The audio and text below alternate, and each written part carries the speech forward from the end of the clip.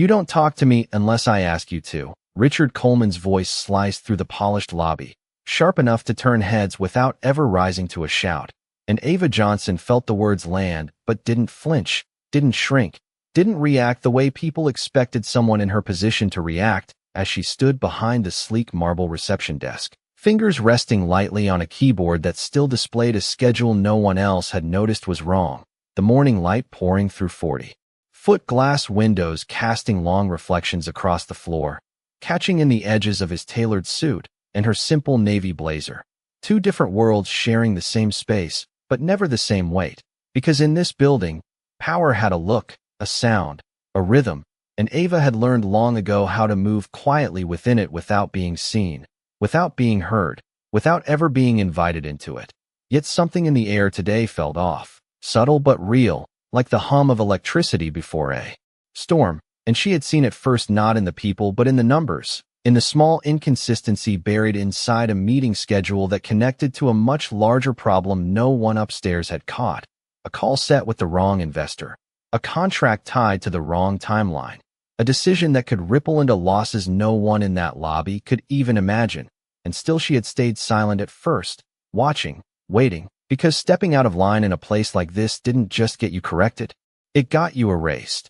And yet as Richard continued speaking, dismissing her presence with a flick of his hand like she was part of the furniture, something shifted, not loud, not dramatic, just a quiet decision settling into place as she lifted her eyes to meet his for a brief second, long enough to register that he hadn't really looked at her before, not once, not as a person, not as someone who might know something he didn't. And the space between them stretched, filled with the low murmur of executives passing through, the soft click of heels on polished stone, the distant hum of elevators rising and falling, all of it continuing as if nothing important was happening while everything important was about to. And Ava inhaled slowly, steady, controlled, the kind of breath that didn't belong to someone unsure, but to someone choosing the exact moment to speak, knowing full well what it might cost her, knowing even more clearly what it might cost them if she didn't.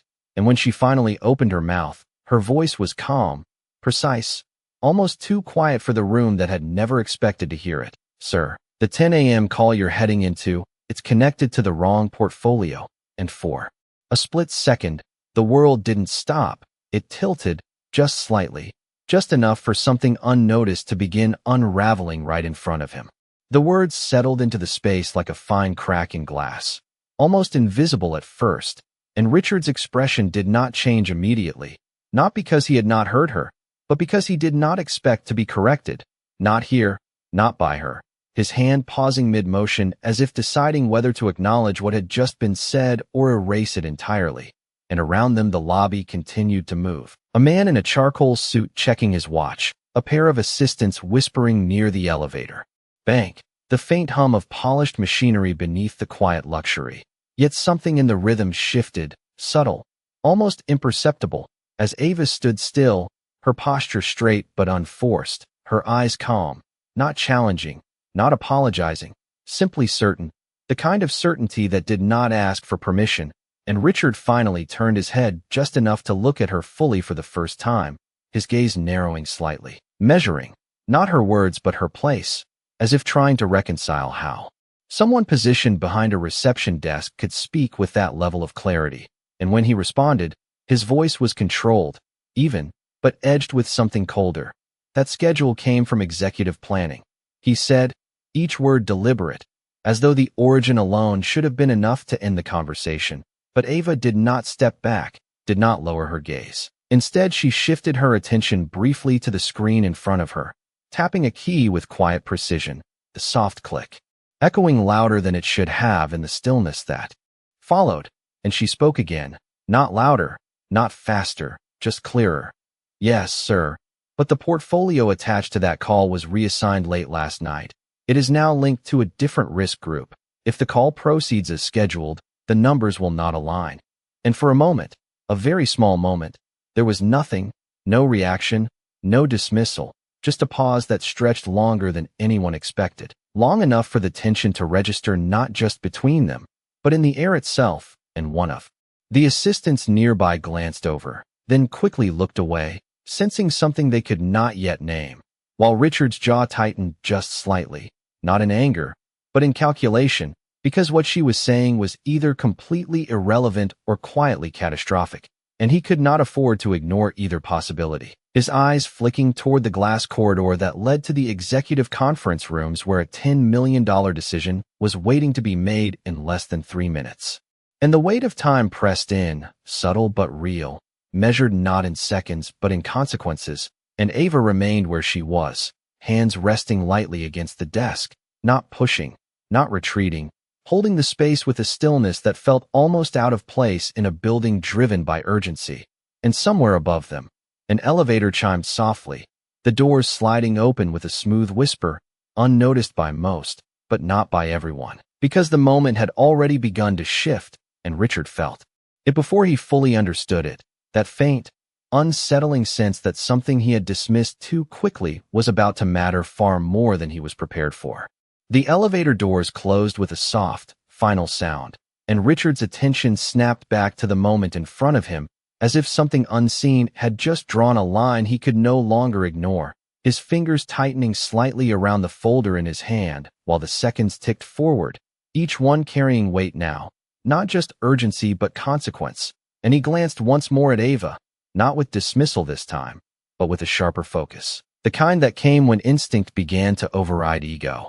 Because there was something in the way she spoke that did not match her position, something practiced, something earned, and it unsettled him in a way he could not immediately define. "Show me," he said finally, the words low, controlled, not an invitation but not a rejection either, and Ava did not hesitate, her hands moving with quiet efficiency across the screen as she turned the monitor slightly, just enough for him to see without stepping fully into her space. A boundary maintained not by rules, but by awareness, and the data appeared clean, precise, not dramatic, not exaggerated, just numbers aligned in a way that told a different story than the one he had been about to walk into.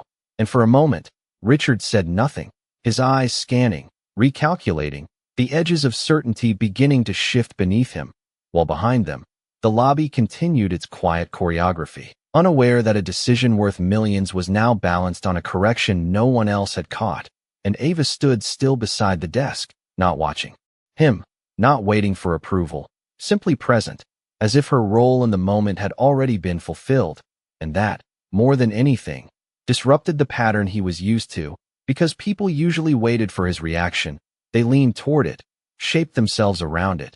But she did not.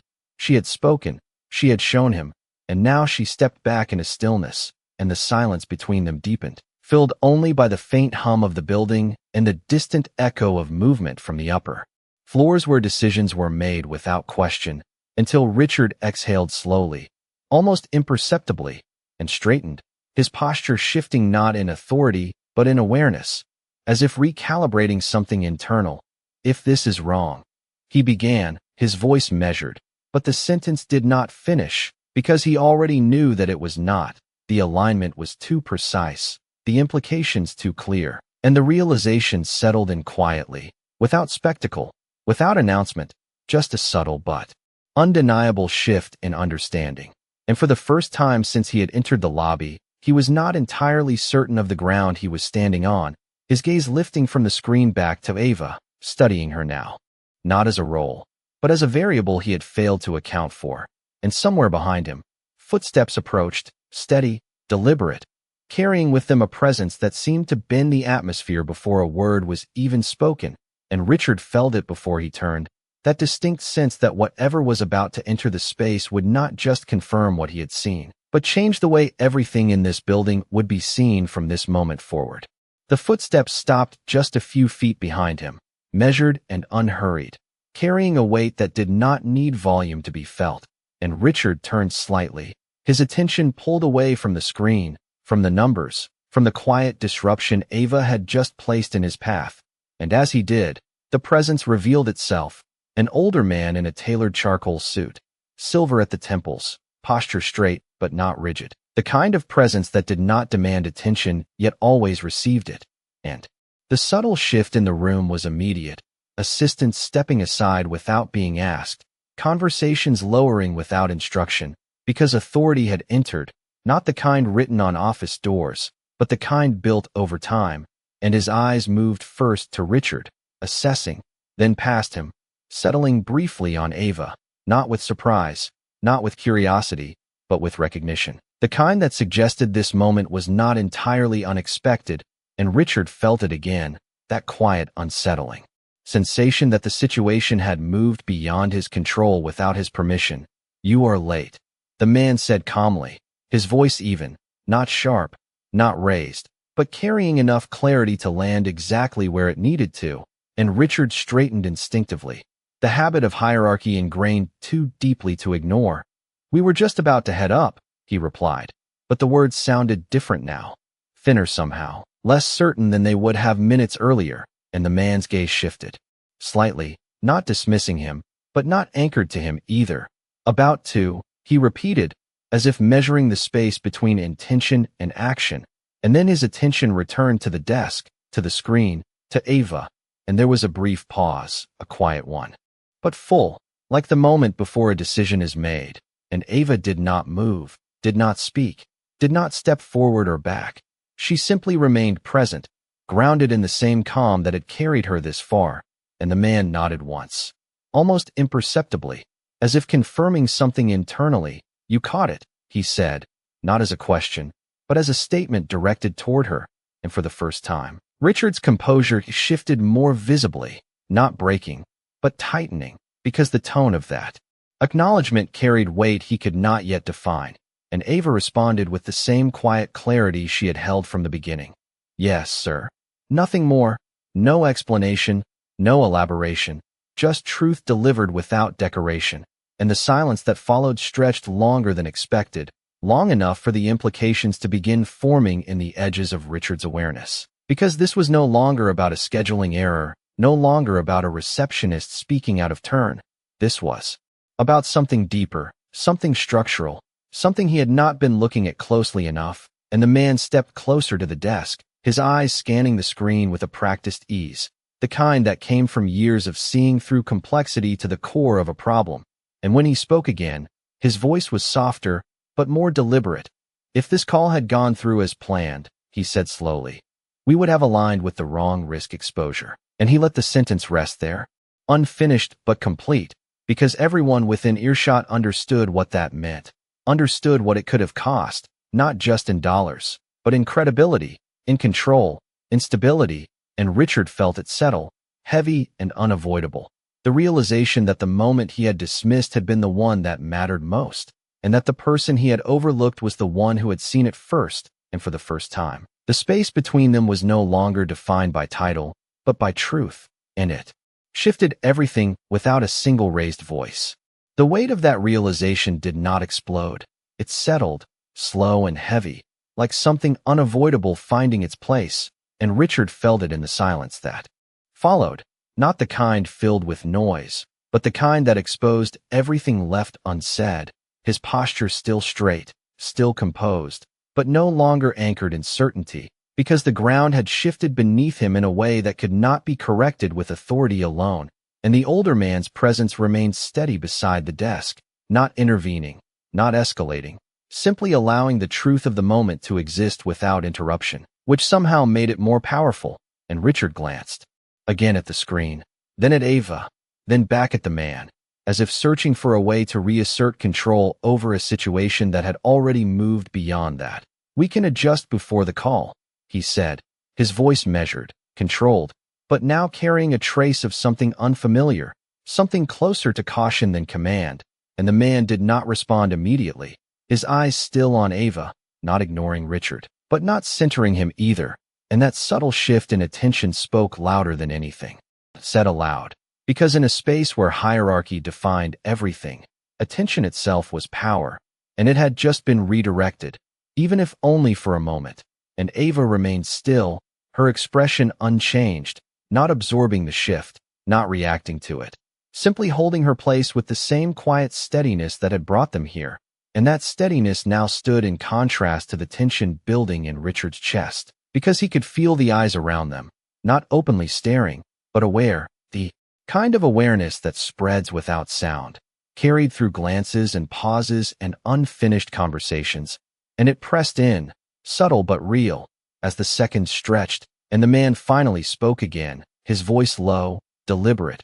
Adjusting now avoids the loss, he said, then paused just long enough for the next words to land with intention. But it does not explain how it was missed, and that was where the tension sharpened, not into conflict, but into accountability, a line drawn not in anger, but in expectation, and Richard felt it clearly, more clearly than anything else in the past few minutes. Because this was no longer about the mistake itself, it was about the structure that allowed it, the oversight that should not have happened, and the person who saw it when no one else did. And for a moment, he said nothing, not because he had no response, but because none of them fit cleanly into the space that had just been created, and Ava's presence remained constant at the edge of that silence, not pressing forward, not stepping back, her hands resting lightly against the desk as if grounded by something deeper than the situation unfolding around her, and the light from the windows shifted slightly as a cloud passed overhead, softening the reflections across the marble floor, dimming the sharp lines that had defined the space moments before, and in that quieter light, the contrast between them became clearer, not just in position, but in presence, in how each held the moment, one trying to manage it, the other simply standing in truth. And the difference between those two approaches began to reshape everything without a single raised voice, leaving Richard standing at the center of it, aware now in a way he had not been before, that this moment was not ending.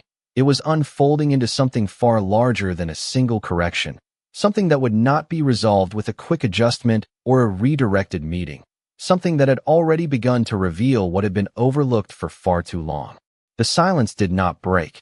It deepened, settling into the kind of stillness that made every small movement feel louder than it should, and Ava could feel it in the way the air shifted around her, not tense, not hostile, but aware, as if the building itself had paused to listen, and for the first time since the moment began, she allowed herself a single breath that reached deeper than the others, slow and steady, grounding, not because she was unsure, but because she understood exactly what this moment required of her.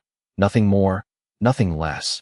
And the older man's presence remained beside her, not looming, not pressing, simply existing with a quiet authority that did not need reinforcement, his gaze still resting on her with a recognition that had not yet been explained, and Richard stood across from them, the space between them no longer defined by instruction or dismissal, but by something quieter, something harder to control, the awareness that he was no longer the only one shaping what happened next. And the light shifted again through the glass above, a soft reflection catching along the edge of the desk, illuminating the faint texture of the marble, the subtle details that most people never noticed unless they slowed down enough to see them. And Ava had always been someone who noticed, not just surfaces, but patterns, inconsistencies, the small signals that revealed something larger beneath. And that awareness had followed her long before this building, long before this desk, carried quietly through late nights and early mornings, through decisions made without recognition and work done without acknowledgement,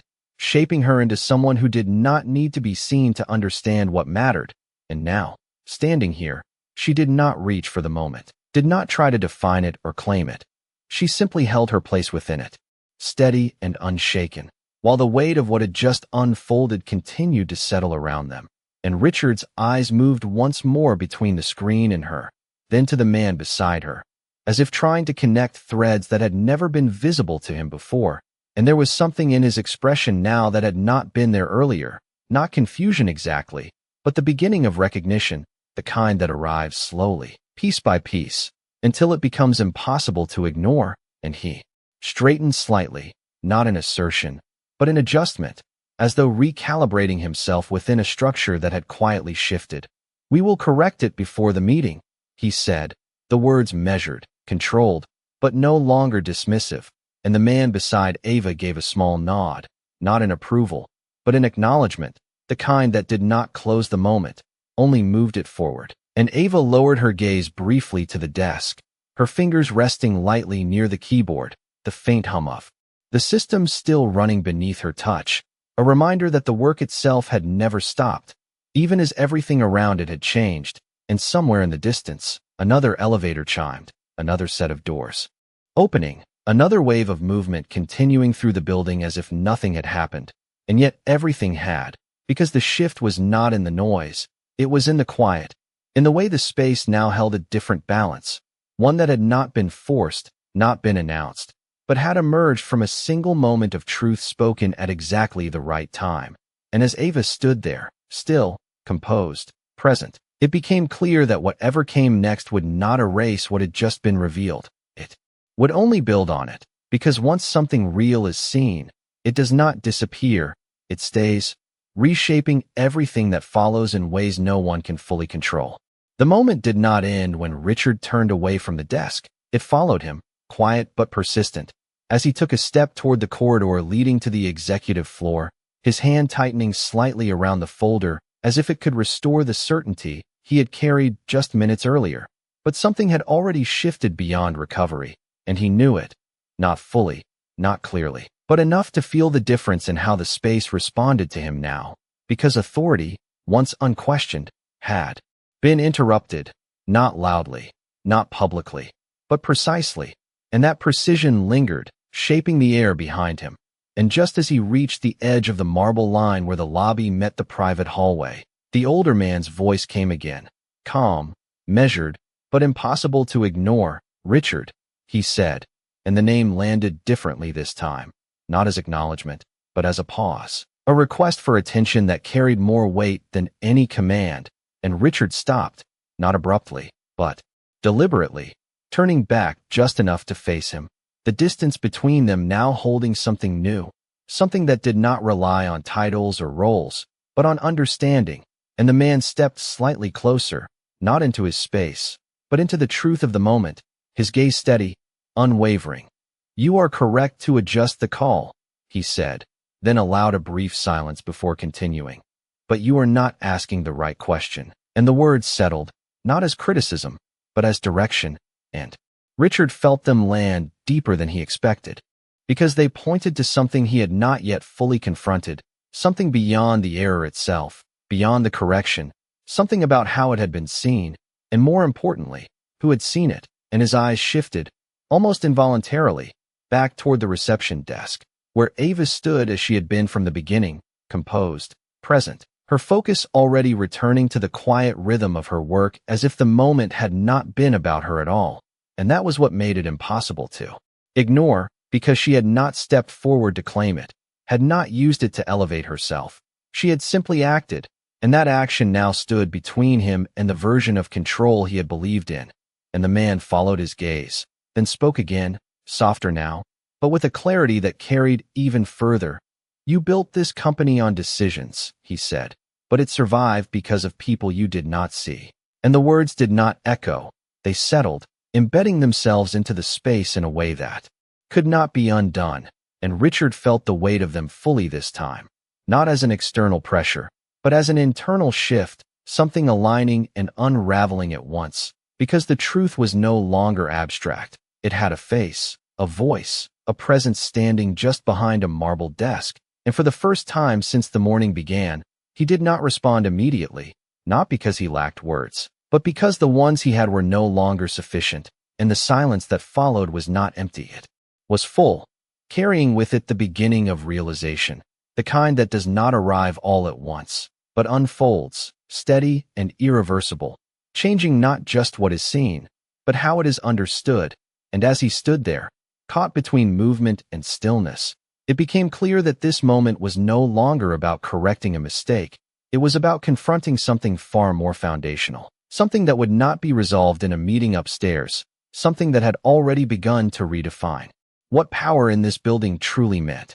Richard did not move right away, and that hesitation, small as it was, carried more weight than any decision he had made that morning, because for the first time, he was not calculating outcomes. He was confronting something he had overlooked for far too long, and the silence around him held steady, not pressing, not forgiving, simply present, as if waiting for him to choose what kind of man he was going to be in this moment. And slowly, almost deliberately, he turned back toward the reception desk, each step measured, not out of uncertainty, but out of awareness, the kind that made even the distance between him and Ava feel different now, no longer just physical, but meaningful. and the soft echo of his shoes against the marble floor seemed louder than before, not because the sound had changed, but because he was finally hearing it, noticing it, the same way he was now noticing her, standing there with the same quiet composure, her attention returning to her screen as if the moment had already passed, as if she had no need to hold on to it. And that, more than anything, unsettled him, because there was no expectation in her posture, no demand for acknowledgement, no shift in how she carried herself, just the same grounded presence that had been there from the beginning. And when he reached the desk, he stopped, not too close, not too far, just enough to be seen clearly. And for a brief moment, he said nothing, his gaze resting on her, not searching for weakness, not measuring status, but trying to understand something he had never taken the time to look at before. And when he finally spoke, his voice was different, still controlled, still steady, but stripped of the edge it carried earlier. "You were right," he said, the words simple, direct, but heavier than anything he had said all morning. And Ava looked up, meeting his eyes without hesitation, without triumph, without anything that resembled victory, just calm recognition, as if truth did not need to be celebrated, only acknowledged, and the space between them held that moment quietly, without interruption, without reaction from the people moving through the lobby who had no idea what had just shifted. And Richard inhaled slowly, the air feeling different now, less like something he controlled and more like something he was finally part of.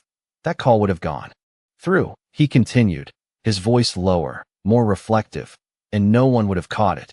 And there was a pause, not empty, but deliberate, as if he was allowing himself to fully step into what he was saying. And Ava nodded once, not affirming him, but acknowledging the truth of the statement. And for a second, the moment felt complete, like it could end there. But something deeper remained, something unfinished. And Richard felt it, the weight of what had been said to him just minutes ago.